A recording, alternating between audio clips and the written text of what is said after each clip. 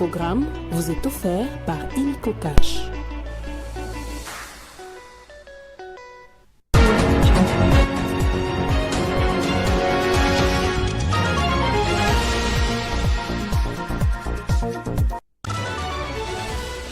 Bientôt intervient la récupération des biens privés de l'État congolais spoliés. Ce mardi, le ministre de l'Urbanisme et Habitat, Crispin Mbandou, est venu annoncer à Constant Mutamba le lancement de cette opération et sollicite l'implication du ministre d'État en charge de la justice.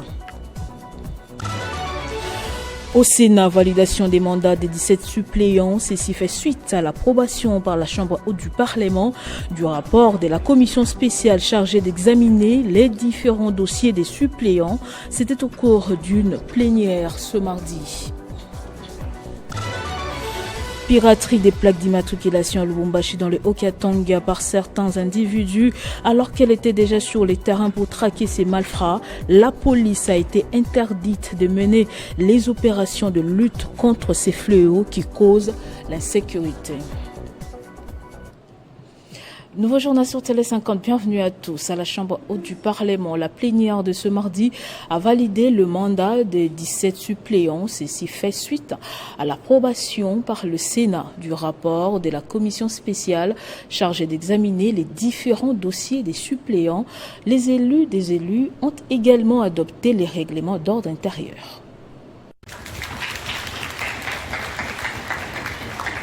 Voici les 17 suppléants qui ont vu leur mandat être validé comme sénateurs pour siéger à la Chambre haute du Parlement. Il s'agit des suppléants des sénateurs ayant renoncé à leur mandat, notamment la gouverneure du Lualaba, Fifi Masuka, le gouverneur du Haut-Katanga, Jacques Yaboula Katoué et plusieurs autres nommés dans le gouvernement souminois. Par ailleurs, dans sa communication, le président du bureau d'âge, Pascal Kinduelo, a fait le point sur la question du présumé détournement de fonds en se référant sur les textes réglementaires et la loi organique. Kinduelo Lumbu a démontré clairement comment ces fonds ont été répartis entre le bureau AI sortant et le bureau d'âge. Il a également proposé la mise en place d'une commission spéciale devant statuer sur cette affaire. Et conformément à l'ordre du jour, la plénière a adopté le règlement intérieur. Ce document compte 309 articles, dont 40 amendés et 269 non amendés. Plusieurs innovations y sont introduites. Récupération des biens privés de l'État spoliés. Le ministre d'État, ministre de la Justice et garde des Sceaux a échangé ce mardi avec le ministre de l'Urbanisme et Habitat. Crispin Mbandou est venu annoncer à son collègue le lancement de l'opération et sollicite l'implication du ministre de l'État en charge de la justice en vue de restituer les biens spoliés à l'État. Il s'agit ici d'unir les efforts et multiplier les stratégies pour mettre fin à la spoliation des maisons et espaces de l'État congolais.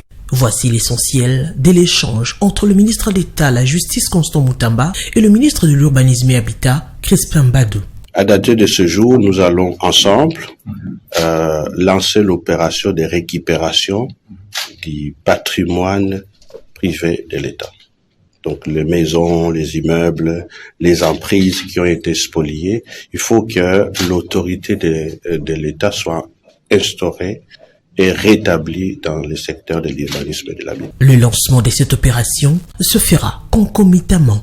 À la 3e réunion du Conseil des ministres, dans sa communication, Son Excellence Monsieur le Président de la République nous a donné un certain nombre d'instructions, notamment la mise en place d'un cadre de concertation pour justement inventorier, répertorier et récupérer le bien du domaine privé de l'État.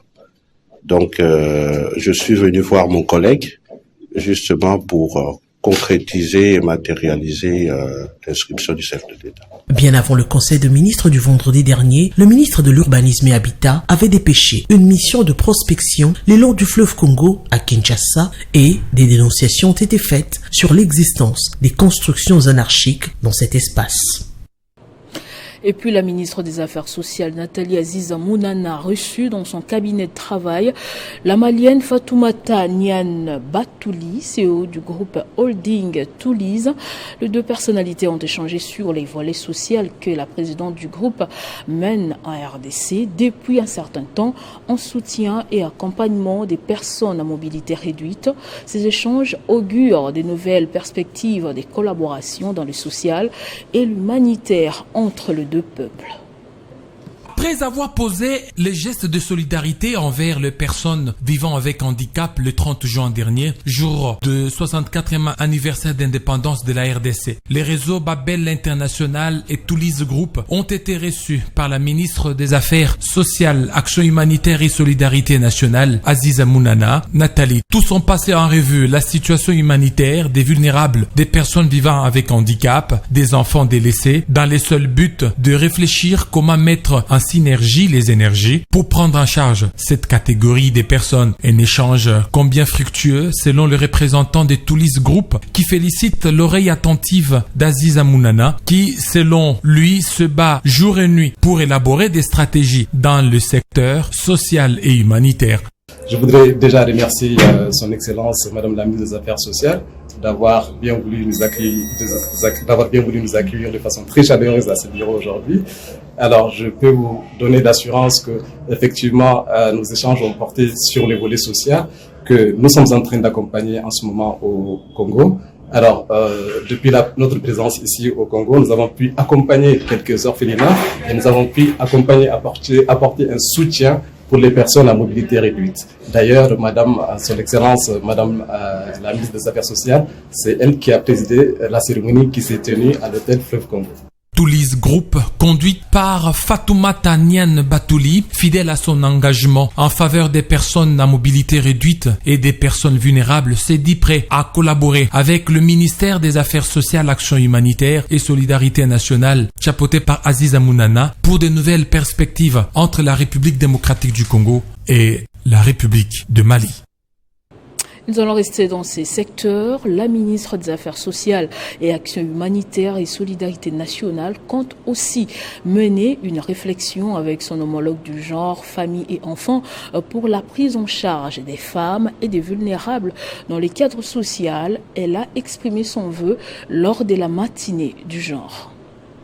Invité par son homologue du genre famille et enfants à la matinée sur les enjeux genre en République démocratique du Congo, bilan 2023, perspectives et approches innovantes, regards croisés. Nathalie Aziza Mounana, ministre des Affaires sociales, Action humanitaire et solidarité nationale, se dit satisfaite du fait de rencontrer ses attentes en rapport avec son ministère et comment elle peut travailler en synergie avec son homologue pour accompagner les femmes. Je suis venue entendre le programme du ministère de Genre, Famille et Enfants.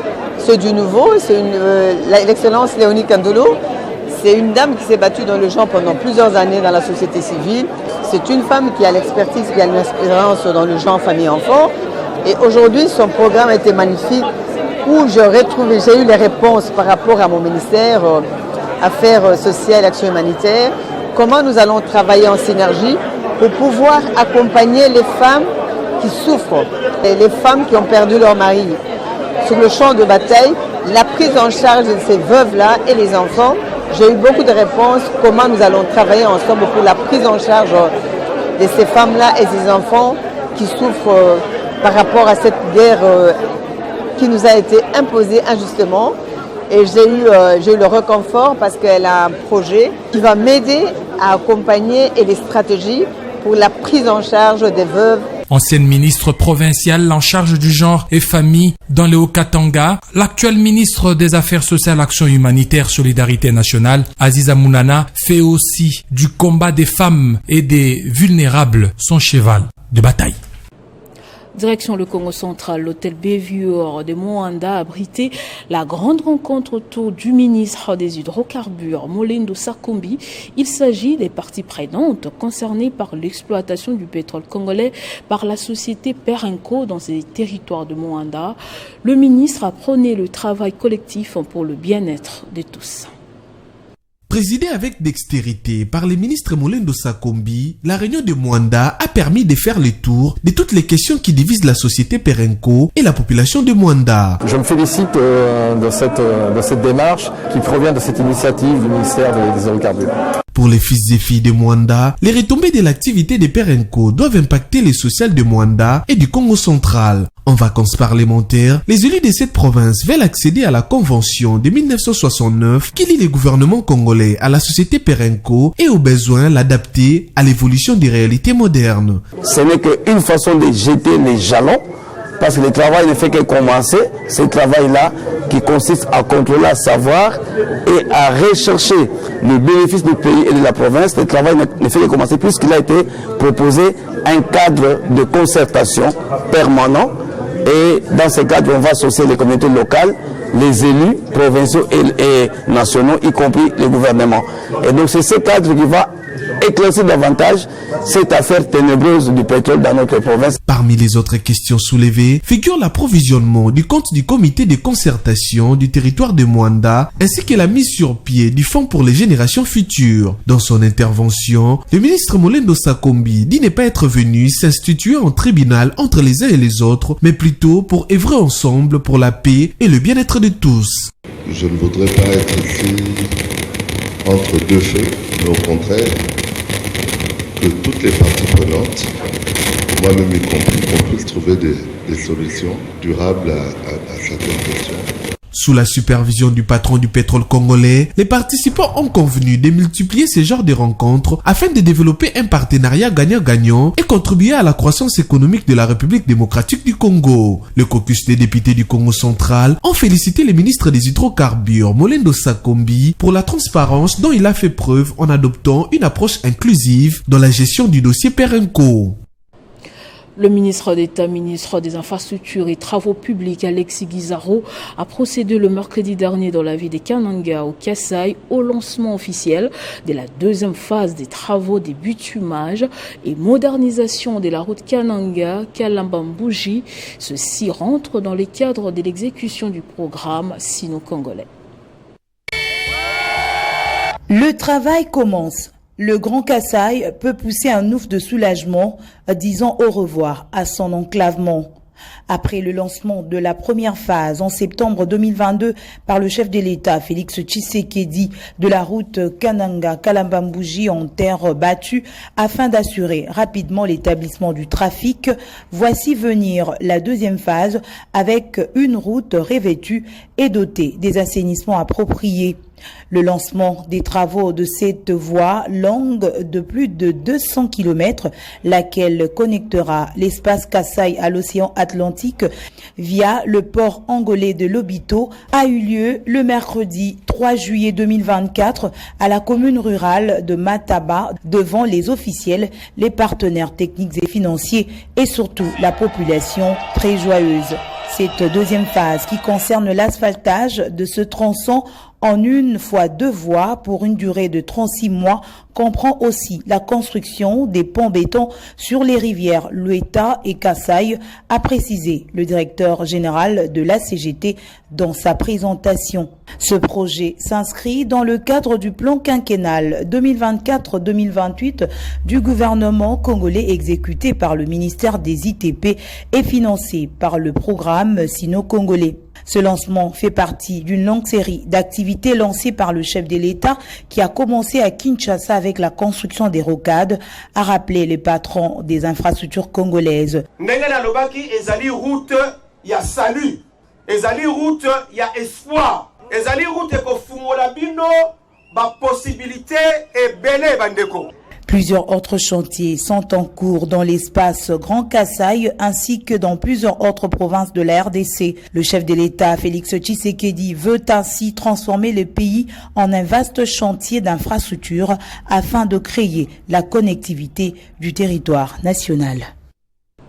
En outre, le regroupement des présidents cellulaires membres des 6 sections qui composent la fédération de l'UDPS Lukunga a réitéré son soutien au secrétaire général du parti présidentiel, Augustin Kabouya, appuie, soutient les actions du chef de l'État, surtout pour ses efforts au rétablissement de la paix à l'est de la RDC.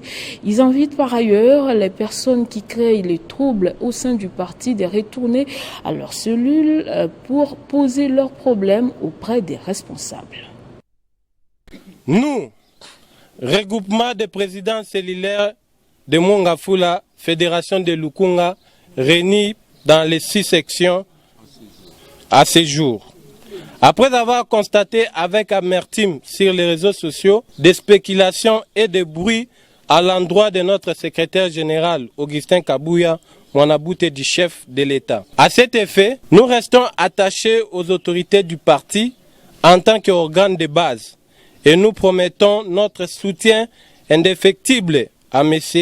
Augustin Kabouya Chilumba, le secrétaire général de l'IDPS Tshisekedi. Il s'est de rappeler que depuis son accession à la tête du parti, il est clair de constater que le parti a eu la majorité parlementaire à tous les niveaux. En substance des causes, nous mettons en garde toute personne mal intentionnée et remplie d'égoïsme qui veulent ternir l'image de notre pouvoir politique et celui du parti, notre patrimoine national et le secrétaire général qui engage les partis.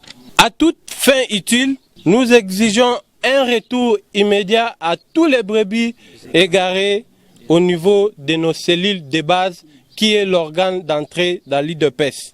Que vive le regroupement des présidents cellulaires de Mongafula, que vive la Fédération de Lukunga, que vive IDPS Tshisekedi, que Dieu bénisse la République démocratique du Congo et son président de la République.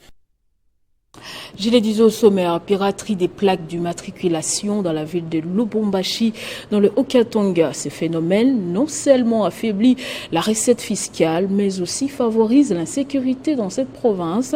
Le réseau mafieux qui opère ces phénomènes s'est montré puissant, au point que la police a été interdite de mener les opérations de lutte contre cette piraterie des plaques qui cause l'insécurité. Suivez. À qui profite la piraterie des plaques d'immatriculation des automobiles dans la province du Haut-Katanga, précisément à Lubumbashi, et son impunité?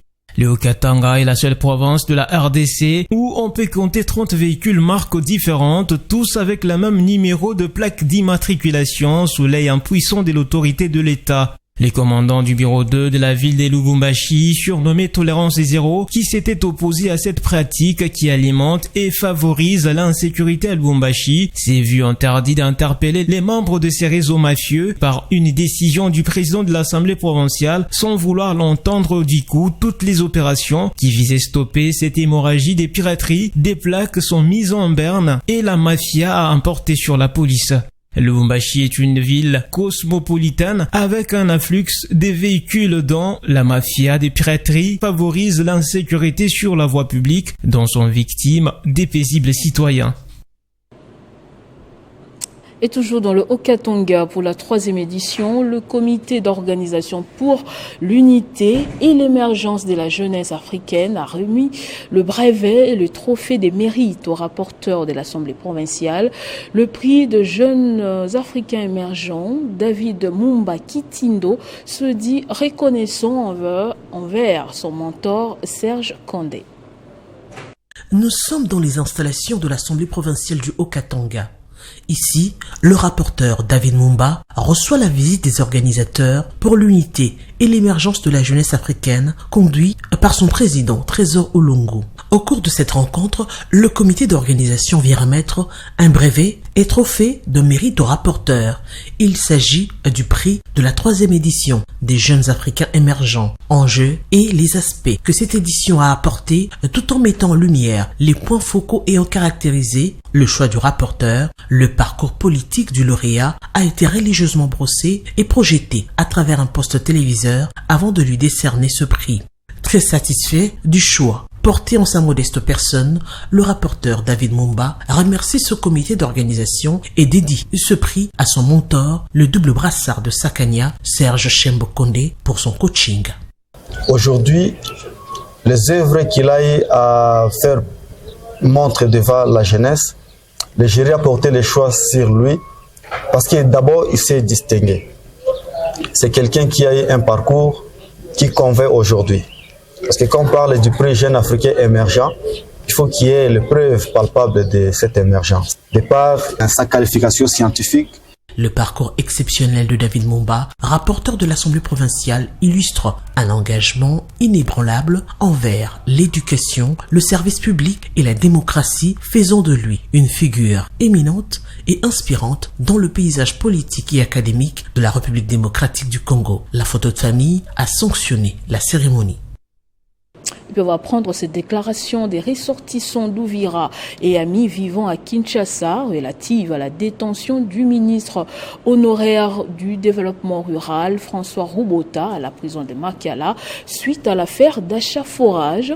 Il demande au procureur de les libérer, considérant leur leader comme un exécutant dans ce dossier puisque n'ayant pas pris part à la signature du contrat. Les ressortissants d'Uvira et amis vivant à Kinshasa a appris avec regret l'arrestation et le transfert à la prison de Makala de son notable et leader, son Excellence François Roubota Masumbuko, ministre d'État honoraire du développement rural, dans la soirée du jeudi 27 juin 2024. En effet, le dossier de forage qui est en instruction par le parquet près la Cour de cassation et dont le ministre d'État honoraire François Roubota Masumbuko est hérité de son prédécesseur, dans la logique du principe de la continuité des services publics de l'État.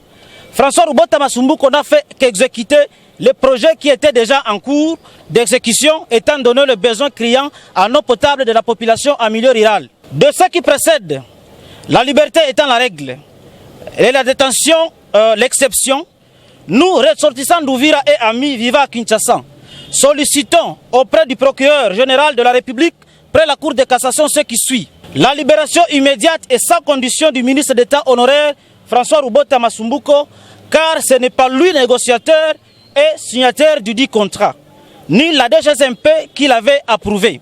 L'impartialité dans le traitement de ce dossier et que justice soit faite, ceci pour éviter l'application de 2 poids 2 mesures. Par ailleurs, sollicitons l'implication personnelle du président de la République, chef de l'État, Félix Antoine Tshisekedi Tshilombo, pour un dénouement heureux dans le cadre de l'union sacrée de la première minute. Libérez Roubota! Libérez Roubota! Libérez Roubota! Libérez Roubota! Et puis la Fondation Trésor Olangi vient à la rescousse des malades de la province du Sankourou. Elle a lancé une fondation pour venir en aide, tant soit peu, aux Sankourois en matière sanitaire à travers des dons et une prise en charge efficace. Trésor Olangi a procédé au lancement de sa fondation qui porte son nom au stade de Lumumba de Lodja. Après avoir entendu les cris de détresse de ses frères et sœurs qui décriaient l'état piteux de l'hôpital général des références de Lodja, la fondation Trésor Olangi a effectué une descente aux installations où il a supervisé les travaux de réhabilitation. À la même occasion, Trésor Olangi a remis en main propre au gestionnaire général des références de Lodja, les équipements de la salle de chirurgie, du laboratoire, l'appareil de mesure de la glycémie, l'échographie, à la grande satisfaction de la population. On est là, Solane. On est échographie. On est là, Solane. Qui m'a tout l'hôpital général parce que tu as croqué le Sangoda, hôpital général pour l'échographie. Après l'étape de l'hôpital, la fondation Trésor Olangi a fait des dons aux mamans maraîchères pour finir. Trésor Olangi a promis d'étendre ses actions de charité sous l'ensemble de la province du Sankourou.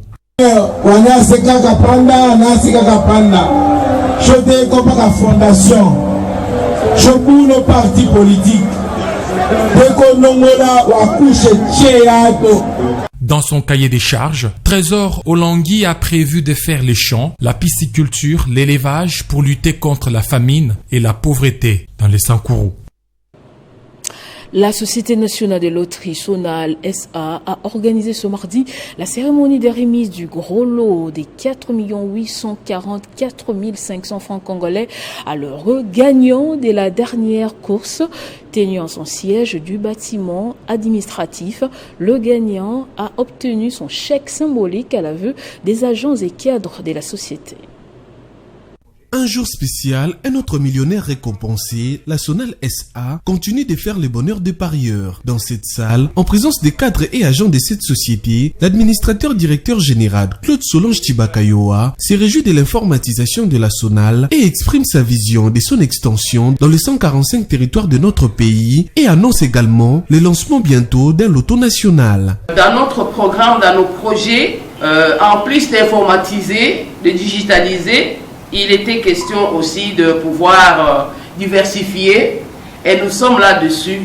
Donc, dans très peu de temps ici, il va y avoir de la publicité à la télévision pour le pari sportif. Nous avons ces projets en gestation du loto. Bientôt, nous allons avoir un loto. Mais alors, à ce moment-là, ça sera un loto national. Ça sera ce même loto-là qui sera tiré sur l'étendue du Congo. Au même moment, à la même heure, à la même minute et le même résultat. Plus de 44 millions, la cagnotte du gagnant de la commune de Bandalungwa, Maïfoui la Singa Patrick, qui obtient le chèque symbolique.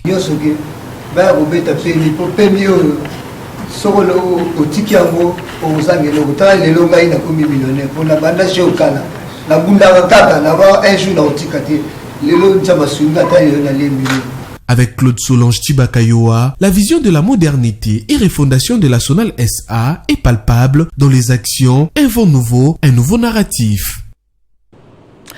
Le FC Armement du Géant des mers, ligne maritime congolaise SA, a été sacré champion de la 4e édition du tournoi Lipanda qui s'est joué le 30 juin 2024 grâce à sa victoire en finale devant le FC DGDA après un merveilleux parcours. Ce mardi, le club a présenté le trophée au directeur général Jean-Claude Mukendi Mbiya Mwenza.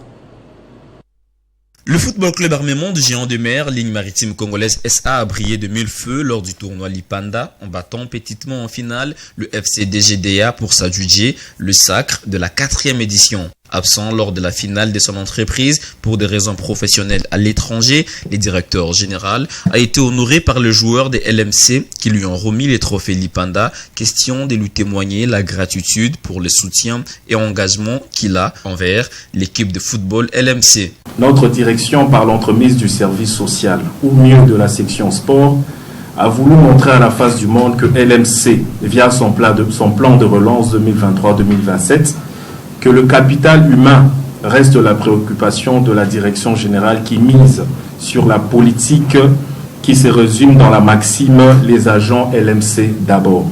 Très ému, le DG de l'armement national, Jean-Claude Mukendi Mbiya Mwenza, a rendu un vibrant hommage au chef de l'État et par ricochet exprimé sa fierté envers l'équipe de LMC en cette année où la société fête son jubilé d'or. Le plus sincère s'adresse à son Excellence, Monsieur le Président de la République.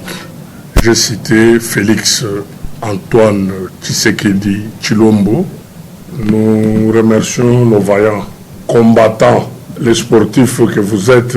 Vous avez donné le meilleur de vous-même. C'est l'exaltation même de l'agent LMC dans tous ses aspects.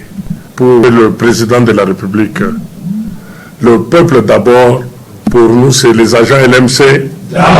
Le tournoi Lipanda est une compétition de football loisir qui rassemble les équipes des différentes institutions, entreprises et organisations congolaises. Et ce journal est terminé, place au rappel des titres. Bientôt intervient la récupération des biens privés de l'État congolais spoliés. Ce mardi, le ministre de l'Urbanisme et Habitat, Crispin Bandou, est venu annoncer à Constant Mutamba le lancement de cette opération et sollicite l'implication du ministre d'État en charge de la justice. Au Sénat, validation des mandats des 17 suppléants. Ceci fait suite à l'approbation par la Chambre haute du Parlement du rapport de la commission spéciale chargée d'examiner les différents dossiers des suppléants. C'était au cours d'une plénière ce mardi. Piraterie des plaques d'immatriculation à Lubumbashi dans les Haut-Katanga par certains individus. Alors qu'elle était déjà sur le terrain pour traquer ces malfrats, la police a été interdite de mener les opérations de lutte contre ces fléaux qui causent l'insécurité. Merci de nous avoir suivis de partout. L'information reste en continu et en temps réel sur votre télévision.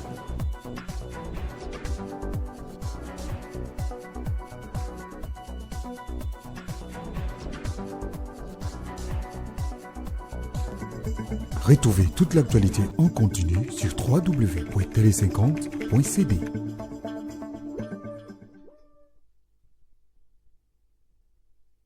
Ce programme vous a été offert par Inico Cash.